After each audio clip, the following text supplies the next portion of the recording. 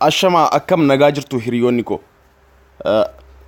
Akka reefu barruudhaan isinitti himetti WhatsApp keessan message isin nama waliif babarreessitan bilbila isin duubatti osoo hin ta'in bilbiluma keessan yoggaa nama bira keettaniitiin gadi baatan fakkeenyaaf namni tokko bilbila keessan hiriyaan keessan isinirraa fuudhee laaluu danda'a. WhatsApp keessan keessa seenee message isin akka hin laallamne barbaadan san banee laaluu danda'a jechuudha.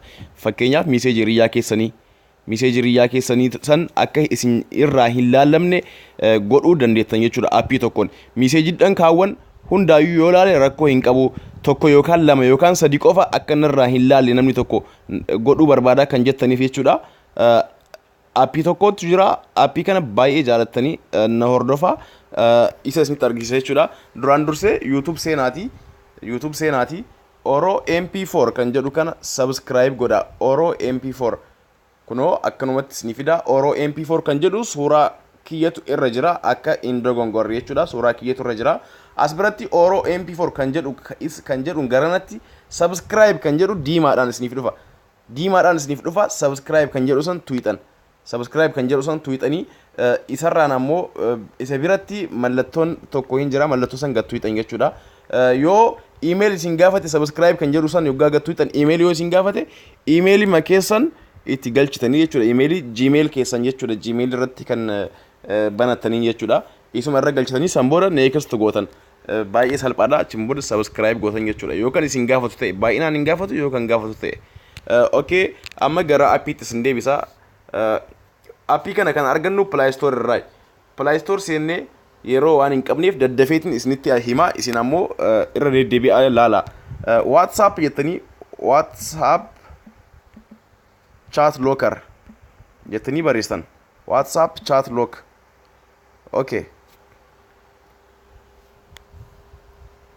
Kuno isa kana jechuudha aappichi. WhatsApp chat lock kana aappiin install gootan. Install gootanii baay'ee xiqqaadha. Dafeetiin gabaabaadha wanti isaa dafee bu'aa. Aappii kana hin jaalattanii nama message isin barbaanne namni akka hin laalle feetan san qofa akka hin laalle gootan jechuudha. Kuno bu'ee jira. Open godhaa seenaa. Erga buuftaniin booda open gootanii seentanii sirriitti na hordofa akkanatti isiniif dhufa. As biratti sit language jedha. Language filadhu afaan jechuudha. Isa gad tweetanii English kan jedhu irra goona. Kuno English san booda okay goona. Okay. Amma as biratti enter password jedha. Gubbarratti enter password hin irraanfanne kan yeroo hundaayyuu WhatsApp keessan ittiin seentan irratti galchitan. Password hin irraanfanne jechuudha. Digitima 4 haa ta'u. Password hin irraanfanne. Okay, ammaani tokko lama itti galchi jechuudha. Kan gubbarratti enter confirm password jedha. Inni jidduu ammoo password gubbarratti galchite san ka jidduu kan asirrattis galchi jedha. Isa jidduu irratti kunoo isa irratti galchitu inee jechuudha. Ka jidduu san gattu inee ammas tokko lama goone password gubbaa san jechuudha. Okay, enter password hint jedha. Inni dhumarraa kun ammoo password dhan gubbarratti galchite san yoo kan irraanfattu ta'e password ittiin yaadattu kan irratti siif erguu jedha. Enter isas ammoo waan tokko irra galchina. Mee fakkeenyaaf isarratti tokko lama galchinu 12 qofa jechuudha. San booda kunoo gara jalaatti dhumarratti jechuudha. Yoo isinitti mul'atin dhumarratti tokko 2 3 4 5 6 7 jedhee lakkoofsa kanniin biratti okay kan jedhu jira. Okay kan jedhu kana tuyina jechuudha. Okay kan jedhu kana tuyina. Okay kan jedhu kana tuyina. San booda akkanatti nu dhufa. Kunoo gara jalaatti mallattoo plus mallattoo eda'uu diimaa keessa jirtu kana jechuudha. Plusii kana isa click goona. Isa tuyina. Click goone erga seenneen booda kunoo akkanatti nu fida. Gubbarratti lock WhatsApp chat jedha. Lammaffaarra change password jedha. Password kana akka tasaa yoo namni isin jala argee jiraate password kana jijjiiruudhaaf change password jedha. Seentanii password kana jijjiirtan. Inni sadaffaa ammoo forget password jedha. Passwordin kun yoo isin irraa bade forget gootanii akka deebi'ee isiniif dhufu jechuudha. Forget gochuudha. Inni sadaffaan afraffaan immoo deactivate password. Deactive password jechuun password inumaayyuu guutumaan guutuutti hin barbaadu yoo jettan irraa balleessuu dandeettan isa tweetanii isa afraffaa kana jechuudha. Inni shanaffaan immoo active fingerprint jedha.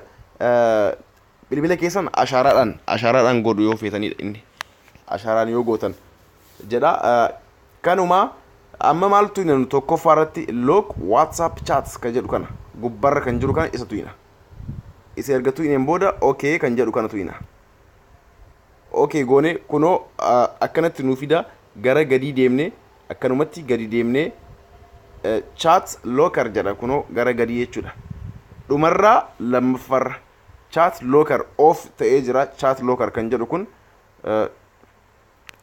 okay goona chat locker isan intu ina jechuudha san booda akkanatti nu dhufa on goona in ibsina gubbaasan kunoo san booda amma duubatti deebina jechuudha duubatti deebine eessa seenna mee amma WhatsApp kiyya isinitti argisiisu ani fakkeenyaaf gara WhatsApp seenee isinitti argisiisu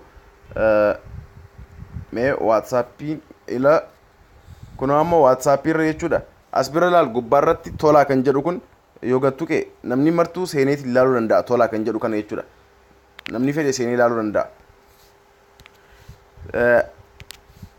isaan kaawwanis akkasuma namni ilaaluu danda'a amma mee gara aappii san deebisee tolaa kan jedhu kana qofa namni tokko akka baneen ilaalle miseejii isaa yoo godhuu barbaade akkam godha mee isinitti deebi'ee isinitti agarsiisa kunoo gara aappichaa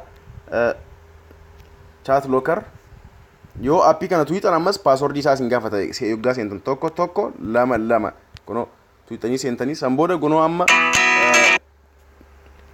mallattoo eda'uu kana jechuudha mallattoo eda'uu diimaarra jiru kana isa tuuxa san booda gubbaarra tokkoffaarra kan jiru look WhatsApp chat kan jedhu san isa tuuxine okay goonaas biratti kunoo akkanatti seenne amma tolaa kan jedhu isa gubbaa kana akka namni tokkoon argine godhuuf isuma gattuina san booda akkanatti dhufa okay kan jedhu tuuxina okay goona kunoo beeksisa jidduudhaan dhufa aappii irra jechuudha okay goone amma mee duubatti deebine gara tolaa haaseennu duubatti deebine WhatsApp haaseennu amma WhatsApp kunoo amma tolaa reef namni martuu baneeti ilaala amma mee kunoo bas miseejii tolaa namni tokko banee hin ilaalu jechuudha amma miseejii inni naaf barreessu kaanii barreesseef namni tokko paaswordii isaa yoo hin beekin banee ilaaluu danda'u ana malee jechuudha anatu paaswordii kiyya beeka mee amma paaswordii kiyya itti galcha tokko lama okay kunoo banee jechuudha akkasuma ammoo kan biraas gochuuf jechuudha amma fakkeenyaaf as bira abduu jira abduu kan jedhu kana innis hin cufamne jechuudha abduus ammoo akka namni miseejii abduu seenee namni ilaalle yoo isas godhuu barbaade deebi'ee gara aappii seena jechuudha amma mee aappiin sun eessa jira kunoo aappii san tuqee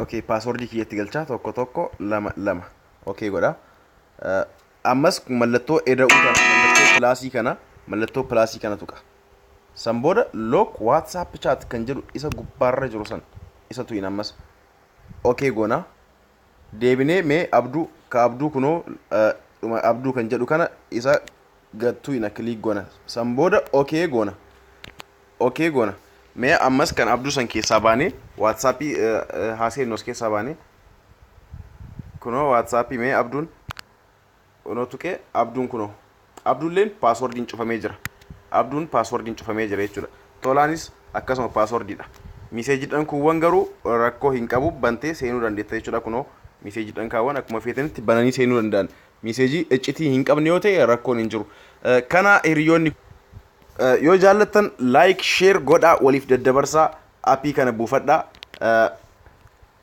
ani baay'ee jaaladhee jira aappii kana ittiin fayyadamaa jira yeroo ammaa kanatti isinis buufadhaa subscribe godhaa YouTube kiyya waliif daddabarsaa share godhaa hundi keessanuu yeroo hundaan na hordofaa galatooma